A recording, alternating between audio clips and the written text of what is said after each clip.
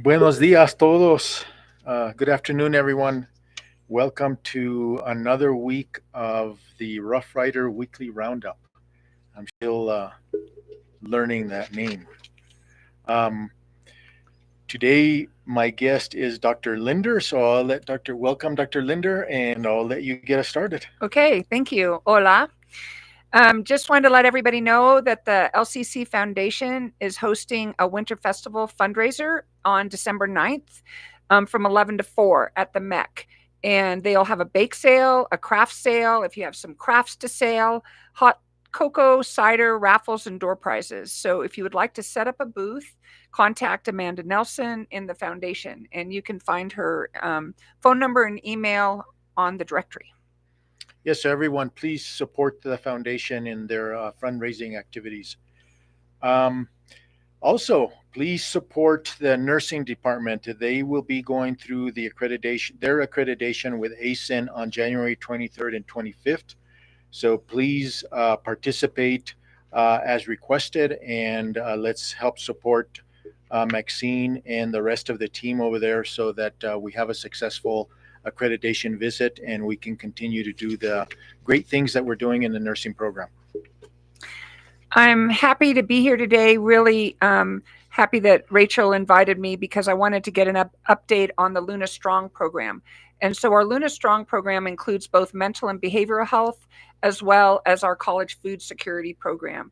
And so every week Sherry puts out, and we put out emails, and there's flyers around campus that if you need any help through, you have that available.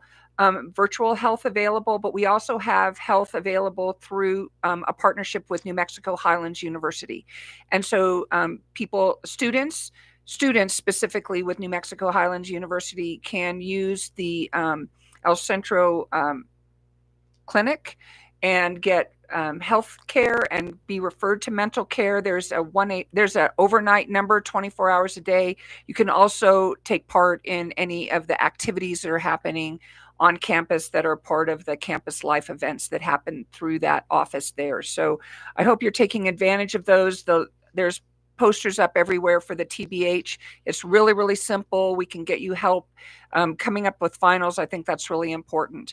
And then Crystal Western Ford has done a great job of getting the word out about the food program that we have going on. And so we now have 3 tenditas across campus in administration and in the ACE tutoring lab, and then also in the cafeteria and the kitchen area. And I just want to highlight what was in the what's happening and also on the email, that we have a lot of extra food coming up to the holiday season. And we have sweet potatoes, we have regular white potatoes, we have squash, we have butter, we have jalapenos. Who uses jalapenos for their Thanksgiving meal? Everyone. Everybody? Okay, Yeah. I always use red chili for instead of gravy on my potatoes, but I don't really think I use jalapeno. I'm sure they use it for the appetizer, right? For the chips and salsa. Oh, chips and salsa. Yes, okay, absolutely. But there's also flour if you're baking, stuffing mix, baking mix, corn muffin mix to make cornbread or corn muffins, and there's also a lot of marshmallows. So, Well, then you can add what is it? sweet marshmallows to the sweet potatoes. Or marshmallows and chocolate. What are those called? S'mores. S'mores. You can add s'mores to your Thanksgiving menu. Absolutely. Anyway, so please, actually, it's the tenditas are open for everybody, the all employees and all students. So please take advantage of that. And we just ask that you just put down your ID number so that we can just track it. All right. Um, HLC update. Not a whole lot has changed since last time. Again, like I mentioned last week, myself, Dr. Usman, and Dr. Taylor will be attending the HLC hearing for Luna Community College on December 5th. And this is our opportunity to respond to the HLC site visit report. And so we're preparing documentation to take to that meeting as we speak. So we will be, yes, going over there in December. And once the hearing is over, the IAC, the Institutional Actions Committee, will be providing a report to the HLC board. the HLC board already has a copy of the HLC site visit report. And so then by February, I expect that they will make a decision on how to move forward with Luna Community College. So, any students who are academically ready to graduate, the last day to apply for fall graduation is November 27th by 5 p.m. And the last day to apply for graduation for the spring is Friday, April 5th by 5 p.m. So, we don't have a commencement ceremony in the fall. And so, but we will have a commencement ceremony in the spring. And so, if you graduate in the fall, you can still participate in the spring. So, but if you're ready to graduate, we're happy to give you that certificate or degree. All right, the chess update. Again, the go live date with the finance and HR modules of Workday is December 18th. The team, the finance and the HR team that has been working for many, many months now are still working, and they will be working up to the last minute. They will be working during the break, trying to take care of some of this and making sure that we have a smooth operating system when everyone gets back from break in January. And Greg and Amanda Nelson have been working on the training schedule. I believe they have the schedule already completed for January, and they're working with shared governance and faculty senate to get that schedule worked out so that there's no conflicts with in-service and the training that has to be done by everyone. So please keep an eye out for that and make sure that you attend the trainings that apply to you. There'll be trainings for everyone. There'll be trainings for supervisors that manage timesheets and approve timesheets. There'll be training for people that do RPs. There's training for individuals that deal with submitting travel requests, and so that schedule will be coming out.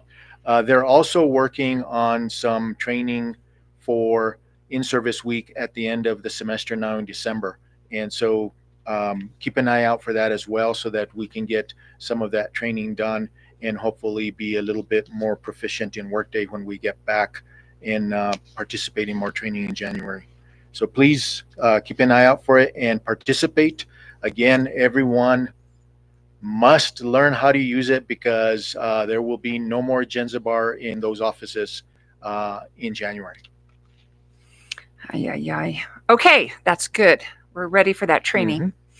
Mm-hmm. Academic and career planning, we've been holding early registration event. Thank you, Ray Varela, for organizing that, and Sherry and Shannon and Alicia and everybody that's been helping out with that. We have one more that's on Monday, November 20th from 3 to 7.